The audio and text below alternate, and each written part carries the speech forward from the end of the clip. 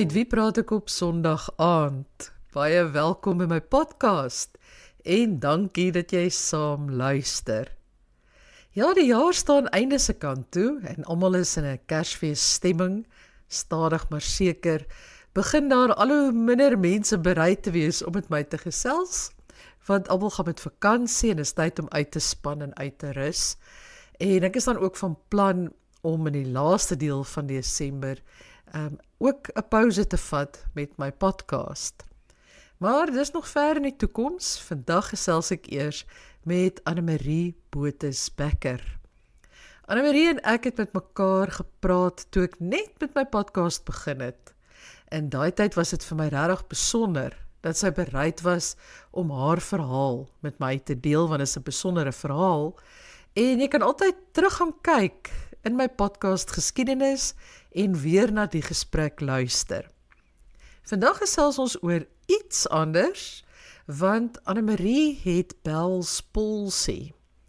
En in plaas daarvan dat sy nou onder die bed lê en huil en wegkruip vir mense in haar kas, het sy besluit om werk te maak van die siekte. En sy's daar buite tussen die mense en op TikTok besig om vir mense te vertel wat Bell's palsy behels en wat dit aan 'n mens doen. Ons gesels daaroor en ons praat ook oor haar studie waarmee sy op die oomblik besig is. Lekker luister.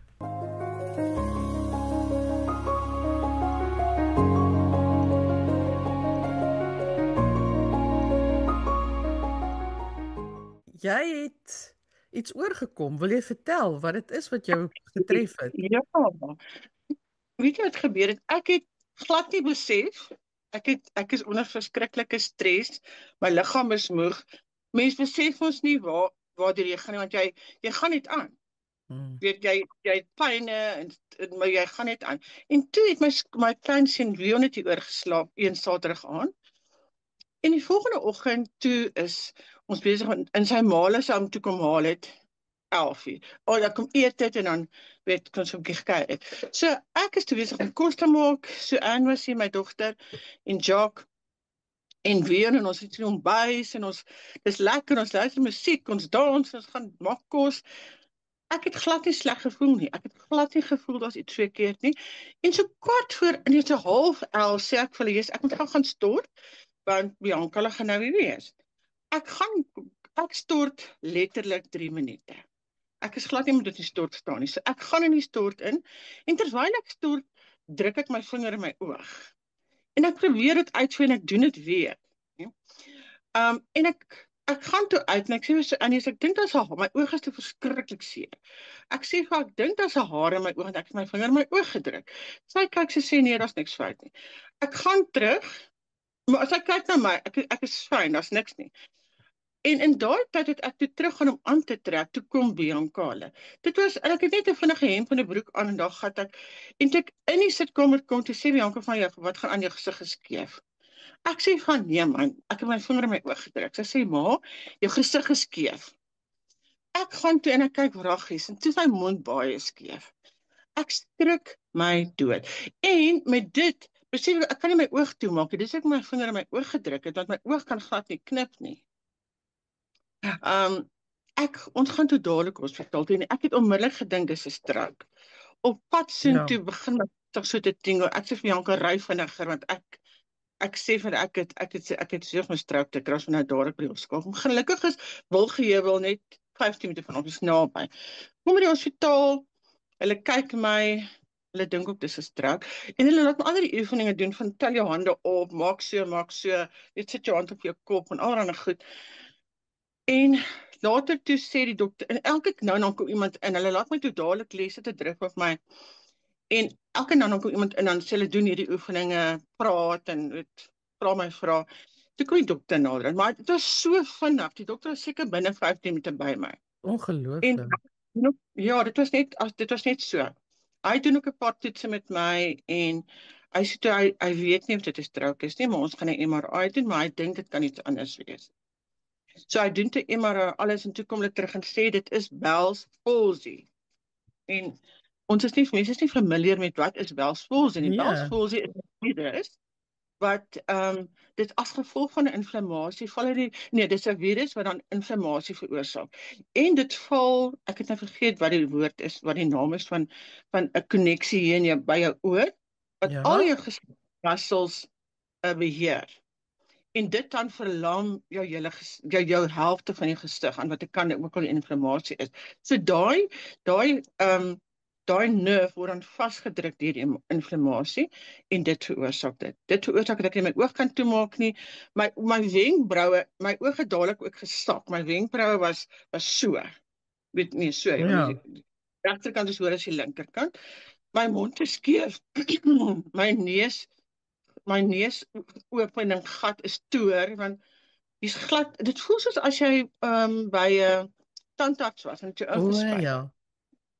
So ek het nie gevoel hier nie.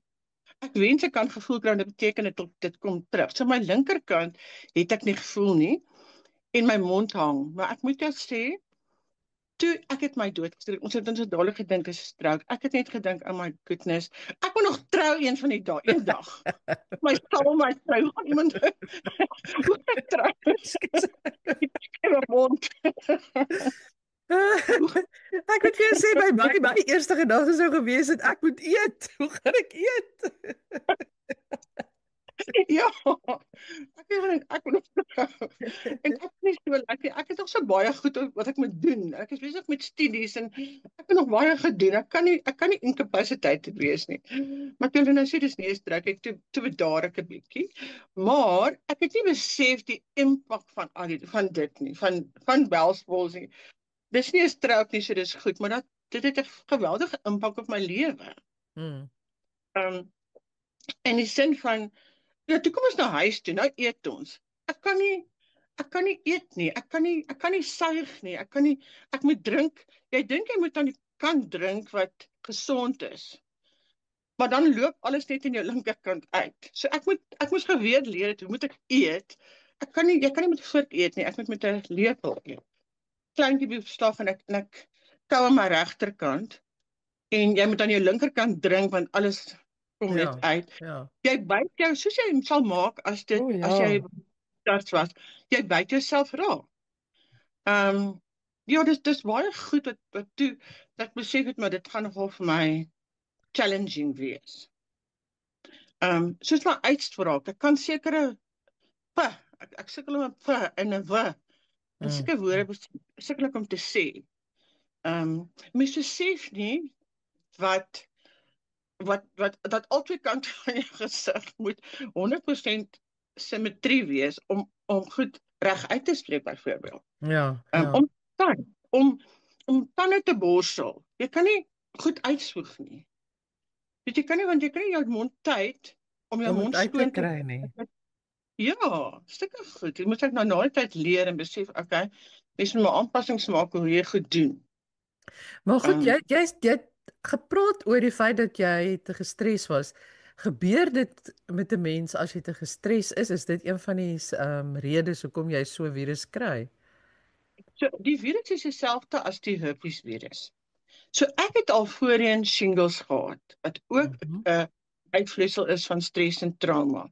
So en kyk as my skoorverlaar kry baie keer as jy gestres voel of jy ontstel. So dit is daai virus. Dis 'n uitvloeisel daarvan. Ek sal nie sê almal wat gestres het gaan dit kry nie, maar ek is iemand wat en ek het ook so groot geword, jy moet altyd besig wees met iets. So ek is besig, ek werk, ek studeer, ek skryf 'n boek. Ek het guides saamgestel oor abuse. So ek is baie en ek behoort aan organisasies. Weet ek is altyd besig met iets. Ek rus nooit. Ek rus, maar gee my bed om te rus, maar dan vat ek my rekenaar en begin ek te werk. Maar ek rus mos. Ek leef. Weet so, jou liggaam kom toe 'n punt dat hy vir jou sê dis nou genoeg en mens word ouer. Ja. Ek het ook besef ek word gouer. As ek my goed ontstel, gaan dit my langer om dit weer reg te wees. En dis wat jou liggaam sê, stop. Jy moet rus. Ek moet rus. En dis een van die wat hulle sê, jy moet net rus. Jy moet afskakel van alles. En dit is al hoe die inflammasie gaan bedaar. Die inflammasie gaan dit oplos. Maar dit Um kan weer genees, dit kan weer regkom. dit kan definitief weer genees. Party mense, ek het nou baie comments gekry. Party mense genees binne 2 weke, party van 2 jaar, party van 6 maande. Dit hang af van jou liggaam en wat jy doen om dit aan te help. So ek het dadelik kortison gebruik. Ek het begin met akupunktuur. Ek het fisio gedoen. Oh my goodness, painful, soos jy kan nie glo nie, want hulle doen dit in jou mond. O So sit nee. fisies in jou mond. Ek het elke keer gehuil, die trane loop net uit. Maar ek moet jou sê, sy kon elke keer sê dit gaan beter. Die laaste keer het ek glad nie pyn gehad nie. So ek het ook, maar dit is so duur. Ek kan ook nie aanhou met al die goed, my mediese fonds ook uitgeput. En ek het ook body talk gedoen. Body talk is ook waar jy jou liggaam jouself heal. So ek het dit ook gedoen. As iemand my sê, Wag, kom ons hou dit net eers op. Kom ons verduidelik nou eers hierdie body talk behoorlik. Ek is nou baie nuuskierig. ja, body talk is waar jy leer gebed en die body talk practitioner vat aan jou en jou liggaam sê vir haar, waar is dit wat sy sê sy werk deur 'n program. En jou liggaam sal vir jou sê waar is die probleem. Sy kon dadelik sê my nek is styf as gevolg van stres en my skouers en dan reageer jou liggaam. So my hande het se begin flap. En dit gaan baie ook te doen met body keep score van jou traumas. So as ek sekere punte van geraak het, dan het my voete so begin flap. En sy sê dit nou jou liggaam ontslaa raak van trauma. En toe ek wel weggaan, was my mond onmiddellik my mond is dadelik meer reguit. So dit was, ek dink dit was 'n uur lank. En sy sê jou liggaam sê vir jou en ek kan voel, dan kan ek voel jy my hierso is daar beweging, dit fladdering of my weet jou liggaam beweeg en daar's maar en oor 'n stadium met my gesig sulke kontraksies gekry. My hele gesig het so getrek. Maar dit is deel daarvan dat jou liggaam probeer homself heal. Dit is dieselfde as tipe van body stress release wat Nelson Mandela ook gedoen het. Ek weet nog nie body stress release, maar dis dieselfde. So hulle werk met jou en jou liggaam probeer homself heal. Baie Interessant. Ja, jette. So jy het al hierdie goede probeer en is daar nou nog van die goede wat jy doen of het jy nou heeltemal opgehou? Ek het nog alles opgehou. Ek sal weer gaan vir fisio want ek dink die fisio het baie gehelp. Want ek het altyd so pyn in my nek ook gehad en met die fisio is daai pyn heeltemal weg. Maar dis ook deel, as jy dit oplees, is deel van stres. Weet ek het so pyn hierso ook gehad. Dit is alles deel van stres. Dan dink jy maar en my kake het begin vashak. My kakebene. Dus jy moet maar kan dit vas. Dis alles deel van stres en die inflammasie. So dit het kon sy alles oplos daarmee, weet. Ek sal definitief weer die fisio doen en ek drink al vitamiene. So ek probeer in 'n koud chappies, jy moet suur goed probeer eet en oefeninge doen. So ek smeer natuurlik ook kasterolie aan my gesig. Want kasterolie is ook 'n natural antibiotic. So ek smeer dit in my gesig en ek masseer 'n bietjie my gesig. En my gesig, mense sê van dit lyk weer. Ek sien myself elke dag. So ek sien nie die verbetering nie. Maar kyk my wenkbrau is definitief meer gelyk. My mond is meer reguit. My neusgat is 'n bietjie groter ook. So daar is klein, daar's definitief verbetering. Definitief. Ek moet net rus. Rus. Dis nou waar ek nou wil praat. Rus jy nou? Ek doen. Dit het in Augustus gebeur. Ek het so 3 maande Netflix, Showmax, Disney was my beste vriend. So ek het in die middag by huis, ek het by die huis gekom. Ek sien nou uit van die werk. By die huis gekom, my bed gaan lê en gerus en dan ek het nie 'n boek oopgemaak nie. Ek het nie aan niks gewerk nie. Ek het net regtig gerus. En tyd met myself spandeer wat ook baie belangrik is, nê? Om tyd met myself op te spandeer. So my werk is so fantasties. Ek moet jou sê my werk is absoluut amazing. Ek het vir 2 weke in die werk gegaan en daarna het ek vir hulle gesê ek gaan werk toe kom, maar ek is verskriklik moeg. Dis een van die goed wat vir my die meeste impak op my lewe het, is moegheid.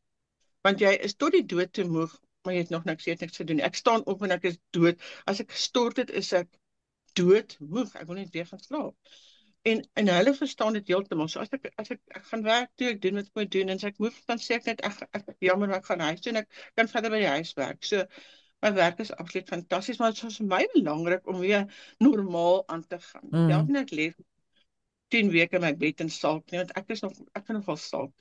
So, ek moes myself gaan werk toe, en as jy moeg is, dan kom jy huis en jy rus. Dit is wat ek doen, en ek doen dit rarig. Ek het regtig religiously ek rus. Ek het hierdie week vir die eerste keer my boeke opgetel en begin weer met my studies, stadig. Ek kan dit, en dit is nou al 3 maande en ek nog niks gedoen nie. So ek rus rarig, nee. En as ek sê nee vir goed, dis ook nogal altyd my moeilik gewees om te sê, jy moet doen maar net goed. As mense vir jou Ja. vra, ja nee, ek het ook nog gesê nee. Ek het geleer om te sê nee, ek kan nie, ek het nie die kapasiteit nie. Iemand het my gevra die ander dag, kan ek kom kuier? Ek sê nee, ek het nie die kapasiteit nie. Ek sal julle dit weet. Mm. En dit is ook belangrik vir selfcare. Jy moet by jouself kyk, want gewoonlik het mense het my energie gegee. Nou vat mense my energie. So as ek 'n interaksie gehad het met mense, dit is nou al baie beter, maar in die begin, dan is ek doodmoeg. Ek moet bed toe gaan en moet gaan slaap. Ek is net totaal en al exhausted. Maar dit is die grootste impak. Ek dink is daai moegheid dat want jy is gewoond daaraan om besig te wees en goed te doen, en ek kan dit fisies nie. Dis op jou liggaam wat jy sê, stop, jy kan dit nie doen nie, jy moet rus. Ja, met rus. Wat ek nou wil weet is die eerste keer wat jy toe nou teruggegaan het werk toe. Hoe reageer mense op jou? Want ek is seker mense reageer. Ek kan nie dink dat mense kan Ja, tot op 'n sekere mate nog 'n plat gesig hê en dan hou dit op. Ek het tot gister iemand gehad het gesê, hulle was geskrik as ek ook dit my sien. Weet jy wat ek het video's begin maak. Ek het 'n TikTok rekening ook gemaak en ek post dit ook op my WhatsApp. Om vir mense te laat hulle in te lig oor Welsvolsie, maar ook om vir almal te sê dit het nou met my gebeur. En toe ek by die werk kom, was daar een my naby kollegas het geweet, maar die ander, daar's een van die ander ouens in die warehouse. So ek werk by 'n ou wat ons werk is deel van SAB. So daar's 'n warehouse en daar's 'n admin. So die warehouse mense het nie geweet wat gaan aan nie. En oggend toe ek gaan groet ek hulle nou, want ek het nou 2 weke terug, en hulle was verskriklik geskok. Hulle sê, "Oh my God, what happened to you?" En dan sê ek maar net, en dan elke nou en dan kom iemand en sê, "Are you okay? Wat my baie goed was, want dit is, ek kan sien hulle care, hulle gee om. Maar mense se reaksies is nogal, ek het is 'n man wat altyd my kar oppas vir die winkel, vir die sentrum. En die eerste keer toe ek gaan na onbels gekom het, toe hy my sien, toe kom hy aangehardloop en hy sê, "Oh my God," hy hou ook sy kop so vas. "Oh my God, ma'am, what happened to you?" Ek sê nee, dit is 'n siekte. En hy sê net, "Ag, my hart is nou so seer." Hy sê sy hart is seer van by sy huis. Ek sê, "What's happening with you?" Nee, my hart. Hy sê, my heart." Ek sê, "Are you feeling okay? Can I get you something?" Hy sê, my heart. Ek sê, "Maar wat gaan aan?" Nee, sy my hart is oor jou. Kyk hoe lyk jy. Hy sê, "Look at you. Look at you." Maar dit is mense se reaksies. Soos gister ook iemand wat gesê, ek was in 'n gesprek met iemand, en dan kom 'n vrou aan wat my ken, en sy kyk na my, en sy kon haarself net nie help nie. Sy sê, "Wat gaan aan? Wat het gebeur? Ons is nog besig met 'n gesprek." Wat is dit? Ja. Dan sê wat gebeur het, en dan mense is baie ondersteunend, ek moet jou sê. Hulle is regtig baie ondersteunend. En mense wat jou nie ken nie? Mense wat my nie ken nie, ek kan vir dit sê. Ek was hierdie week ek by die Johannesburg gevangenis, want ek doen navorsing daar. En wat ek toe doen, ek kan sien mos hoe kyk hulle vir jou. Hulle wonder nou, is hierdie vrou reg? So ek sê dadelik, O ja. ek lyk, want ek het 'n virus wat my gesig aangeval het. En dan jy kan eintlik sien hoe verlig hulle is. Hulle almal sê dadelik, "Oh, we thought you had a stroke and you're not okay." Ek sê nee, my brein is fyn. Ek is fyn. Ek het dis het en dan sal jy ook verlig, en dan is dit normaal. Dan kyk jy, want hulle kyk die hele tyd so. Hulle probeer om net vir my mond te kyk, maar jy kan nie jy kyk vir my. En dan is daai ys gebreek. Dan is hulle soos nee, dan verstaan dit en geen probleem nie. Maar ook mense wat my ken, sal vir my raad gee, soos moet liewer nie uit die huis uit gaan nie. En ek is so Okay. moet liewer nie uit die huis uit gaan nie. Ek sê dit gaan nie vir my werk nie. Ek gaan definitief uit die huis uit gaan. Jy weet, dit gaan nie vir my werk nie. Iemand anders het gedink my brein is aangetast, want sy het vir my verduidelik hoe ken ek haar. Toe sê ek vir my brein maak jy regtig niks nie. Ek weet presies wat jy van Net my gesig. Maar goed, so jy sê nou jy het 'n TikTok rekening oopgemaak. Ek volg jou op Instagram ook. Want jy pos dit daar ook. Ja. Kyk, dit lyk vir my na 'n enorme dapper ding om te doen. Kry jy wat se tipe reaksies kry jy? Was dit vir jou moeilik om dit te doen om daai besluit te neem? Weet jy, dit was my moeilik want Lailani, 'n vriendin van sy het vir gesê, jy moet die kleine inligting daarby, want mense verstaan nie wat dit is nie, hulle ken dit nie. So begin 'n community opbou en dan kan mens ook ander goed bespreek, né? En sy het eers gesê nee, kom. Toe maak sy vir die eerste video. En daarna was dit so ek het soveel goeie en positiewe reaksie gekry, rarig. Mense is ondersteunend, hulle deel hulle stories om te sê, hoorie, ek het dit probeer dit. Byt vas, dit gaan regkom, dit vat lank, maar ja, ek het baie ondersteunende. Daar's een ek het hom naderhand geblok. Hy sal vir my sê, hoorie, drink 3 kankerbossie-blare elke oggend. Dan sal hy van die volgende keer sê, ek kan sien jy het nog nie gedoen nie. Dan sê hy weer, okay, van spring in die koue water elke oggend. Dan sal hy sê, volgende keer, ek sien jy het nog gedoen nie, toe blok ek kom net. Dan sê ek, man, ek doen wat ek kan, wat ek wil. So daar's een wat maar die ander mense is rarig, so ondersteunend. Dis rarig vir my. Ja, dit is 'n goeie ervaring en mense sê vir my jy lyk beter. Hulle kan sien my oog knip 'n bietjie. So dit is ook vir my dan besef ek, okay, Ja, jy dink gaan dit vooruit. mense sien dit. So daar is verbetering. Jy weet, ons werkers is vinnig. Dit moet vinnig gebeur. So nou gebeur dit stadig. En ek moet ook besef dis ook okay. Dit is okay as dit stadig gebeur. Daar is verbetering en dis die belangrikste. Ek sou bang gewees het dat ek hate mail kry, weet dat mense regtig gemeen en nare goed sê. Het jy sulke ervarings of glad nie? Glad nie. Ja. Ek het tot een keer kyk, kom ons praat gou oor emosies voor ek nou daai vraag antwoord. Want mense emosies is baie op en af, né? En op dag 5 was dit die hoogste. Ek neem elke dag 'n foto om te dat ek ook kan sien, dat dokumenteer die proses, né? En op dag 5 was ek op my ergste. Ek het verskriklik sleg gelyk, maar ek het nog steeds 'n foto geneem. Om te wys dat dis nie altyd maanskyn en rose nie. Mens gaan deur die emosies. Jy's sulk, jy's upset, jy's kwaad. Jy sê hoekom ek? Jy wil eintlik op jou bed gaan lê net huil want jy weet nie of dit gaan regkom nie en wat gaan ek nou doen as ek die res van my lewe so lyk? So dis verskriklik baie emosies wat deur jy gaan. Maar mens moet nie daardeur werk want dit is hoekom ek dan ook daai foto, ek het ook daai foto op my TikTok in my video gesit dat mense kan sien dis hoe dit gaan. Dit lyk nie altyd jy's mooi gegrimeer en jou haartjies is in goeie kondisie. Dit gaan woes baie dae. En selfs met daai verskriklike foto het almal net gesê ons support jou, dit sal okay, hou net aan. Dit sal regkom. Jy gaan nie altyd so lyk nie. Jy gaan nie altyd so voel nie en dit is waar. So nee, daar's goeie, ek het goeie followers kan ek dit sê.